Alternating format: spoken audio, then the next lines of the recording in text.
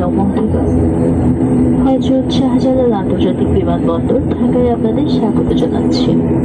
আপনাদের ব্যক্তিগত নিরাপত্তার জন্য সিটবেল্ট বেঁধে রাখুন, আলোক সংকেত না দেখা পর্যন্ত এবং বিমান পুরোপুরি না থামা পর্যন্ত আপনারা অনুগ্রহ করে নিজ আসনে বসে থাকুন। বিমান থেকে নামার পূর্বে আপনাদের ব্যক্তিগত জিনিসপত্র সাথে নিয়েছেন কিনা দেখে নিন। মাথার উপর লকার সাবধানে খুলবেন যাতে ভারী কিছু পরিকে অন্য কাউকে আঘাত না করে।